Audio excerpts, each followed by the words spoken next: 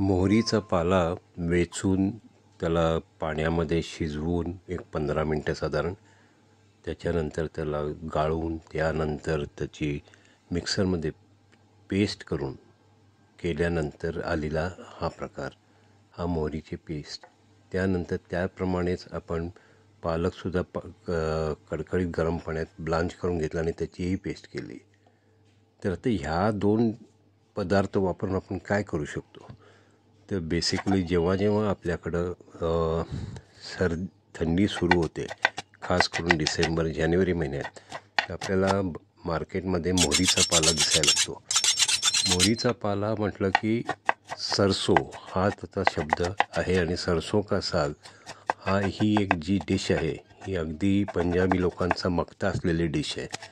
जसं आलू परोठा आहे, butter chicken आहे किंवा तंदुरी चिकन आहे किंवा चिकन टिक्का आहे, तसंच सरसो का साग आणि मक्के की रोटी हा एक पंजाबी लोकांचा हक्क असलेला डिश आहे म्हणायला काहीच हरकत नाही. पण ह्या लोकांनीच ही डिश एक इन्व्हेंट केली.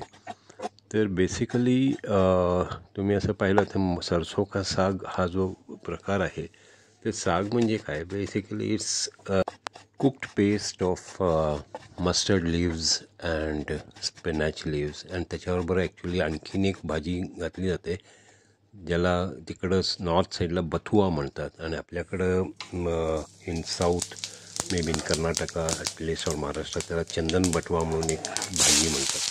भाजीचा प्रकार येतो पनीर हा. ॲक्च्युली साग हा या 3 भाज्यांचं मिक्सचर आहे. पण बऱ्याच वेळेला चंदन बटवा हा प्रकार आपल्याला बघायला मिळत नाही, त्यामुळे जास्ती करून आपल्याकडं मोहरीचा पाला शिजवलेल्याची पेस्ट आणि पालकची पेस्ट हे 2 वापरून आपण सरसो का साग करतो. पण सरसो का साग हा नुसताच खाऊ शकत नाही तुम्ही, त्यामुळे त्याचं ॲकंपनीमेंट जसं आपल्याकडं पिठल्याबरोबर भाकरी पाहिजे ज्वारीची, तसं सरसो का साग बरोबर मक्याची रोटी म्हणतात. तर ही ॲक्च्युली डिश जी आहे ती त्याचं नावच असं आहे, सरसो का साग आणि मक्के दी रोटी. काही लोक मक्के दी रोटी म्हणतात, काही जण मक्की दी रोटी म्हणतात. आता प्रत्येकाचं आपापलं pronunciation. But basically he paste ज्याला आपण एक चांगली फोडणी देतो, तडका देतो आणि मग त्याच्यावर बरोबर गरमागरम आपण मक्याची रोटी और मक्याची भाकरी म्हणू आपण, ती खातो. तर आपण ह्या व्हिडिओमध्ये पाहाल की मी आता माझ्या आयडियाप्रमाणे जसं काही जमते, एक बेसिक कन्सेप्ट आहे की बाबा सरसो का साग कसा बनवला जातो, तर मी तुम्हाला दाखवलं आहे या व्हिडिओमध्ये. तर पाहत राहा हा व्हिडिओ आणि तुम्ही पाहिल्यानंतर तुमची प्रक्रिया नाही तर तुमची प्रतिक्रिया नाही तर तुमचा जो काही रिस्पॉन्स असेल तो डेफिनेटली मला कळवा. Thank you so much. Please watch till the end. Thank you. आता सर्वात मोस्ट इम्पॉर्टंट थिंग ह्या डिशबद्दल तुम्हाला सांगायचंच राहिले की जेव्हा आपण ही डिश खातो तर त्या डिश खाताना आपण कधी आपला वेट कॉन्शियस लोकांनी तो कन्सेप्ट बाजूला ठेवून द्यायचा. कारण ही डिश खाताना ह्याच्यावर भरपूर लोणी किंवा आणि तूप घालूनच खाल्लं जातं, त्यामुळे ह्याची जी एक चव येते हे लोणी आणि तूप घातल्यामुळे ती एक वेगळीच चव असते.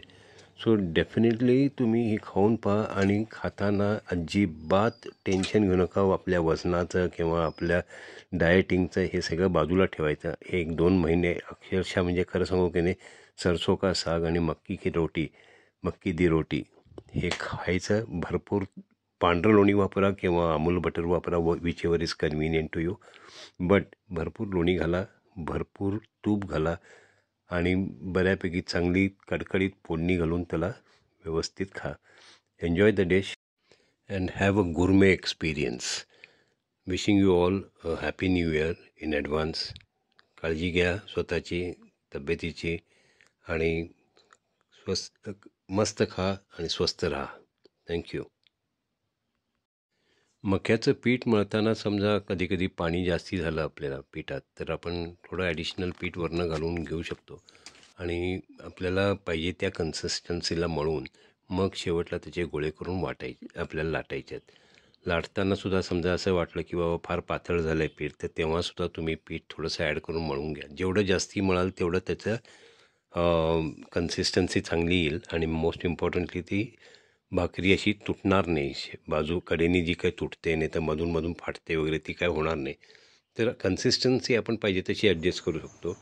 फार कडक फार घट्ट झालं तर त्याच्यात थोडं पाणी घालून आपण मऊ पण करू शकतो. पण बेसिकली अंदाज जो आहे एका वाटीला 1 वाटी घेतली तरी हरकत नाही. नाही तर 1 वाटी पिठाला पाऊण वाटी पाणी इज अ परफेक्ट रेशो म्हणायला काही हरकत नाही. तर ट्राय करा आणि कळवा डेफिनेटली. परत एकदा सांगतो आहे की तुम्हाला ही डिश कशी वाटली. Thank you so much.